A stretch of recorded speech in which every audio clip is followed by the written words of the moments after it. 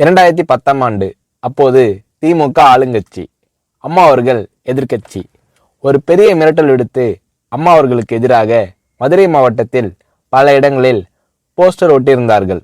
அந்த போஸ்டரில் அம்மா அவர்கள் மதுரைக்கு வந்தால் திரும்பி செல்ல மாட்டார், மதுரைக்கு அம்மா அவர்கள் வரக்கூடாது என்று மதுரை மாவட்டத்தில் பல இடங்களில் அந்த போஸ்டரை ஒட்டி பெரிய மிரட்டல் எல்லாம் கொடுத்தார்கள். அதேபோல் ஜெயா டிவிக்கும் மிரட்டல் தொலைபேசிகள், மிரட்டல் கடிதங்கள் வந்து கொண்டிருந்தது. ஜெயா டிவியின் செய்தி பிரிவினர் இந்த மிரட்டல்களை பற்றியெல்லாம் தியாகத்தலைவி சின்னம்மா அவர்களிடம் சொல்லி அம்மா அவர்களின் கவனத்திற்கு கொண்டு சென்றார்கள். அம்மா அவர்கள் துணிச்சல், வீரம், கம்பீரம் இவற்றின் ஒட்டுமொத்த உருவம். அதனால் புரட்சி தலைவி அம்மா அவர்கள், நான் மதுரைக்கு போய் தீருவேன், பொதுக்கூட்டத்தில் பேசியே தீருவேன், எது நடந்தாலும் எதிர்கொள்கிறேன் என்று சொல்கிறார்கள். ஒரு கட்டத்தில் ஜெயா டிவிக்கு மிரட்டல் எப்படி வருகிறது என்றால், ஜெயா டிவியின் அலுவலகத்தை வெடிகுண்டு வைத்து தகர்ப்போம், அம்மா அவர்கள் மதுரைக்கு வந்தால் ஜெயா டிவியை ஒழிப்போம், இப்படியெல்லாம் நிறைய மிரட்டல்கள் தொலைபேசியின் வாயிலாகவும் கடிதத்தின் வாயிலாகவும் வந்து கொண்டிருக்கிறது.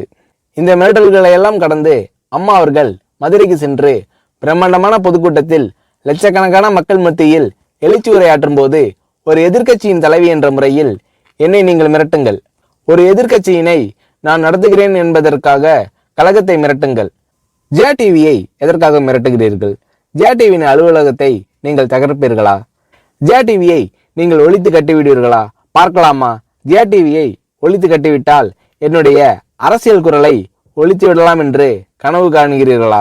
ஜெயா டிவி என் உயிருக்கும் மேலானது, நான் என்னுடைய உயிரை விட அதிகமாக நேசிப்பது, என்னுடைய அரசியல் கரமாக நான் போற்றி புகழ்வது, அதன் மேல் நீங்கள் கை வைப்பீர்களா, பார்க்கலாமா என்று எழுச்சி உரையாற்றினார் புரட்சி தலைவி அம்மா அவர்கள்.